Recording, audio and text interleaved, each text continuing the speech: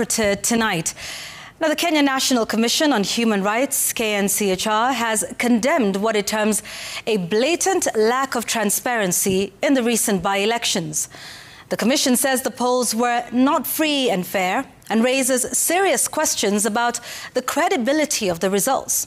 KNCHR says it documented 3 deaths linked to election-related violence.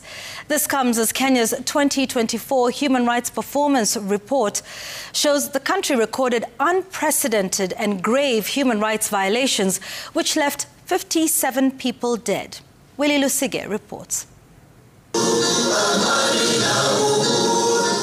Barely hours after IEBC chairperson Erastus Ethekon defended the just concluded by-elections as transparent and accountable, insisting every eligible voter had a fair chance to vote, a new KNCHR report paints a stocky, different picture. According to the Commission, the by-elections fell short of transparency. The Commission monitored these by-elections and they were kept out of 2 tallying centers, Chicago Primary School in Mbeere North and Mumboni Northward.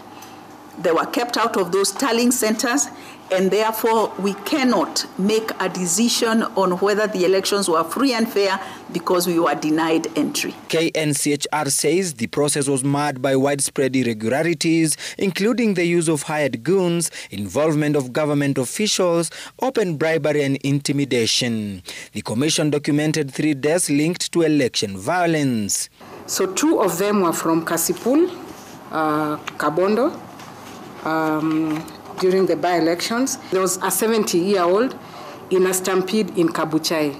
So those are the 3 deaths that we've been able to document. The report further reveals that the year 2025 has seen an alarming surge in human rights violations, with 57 deaths and 616 complaints filed across the country. The Commission documented 57 violations on the right to life.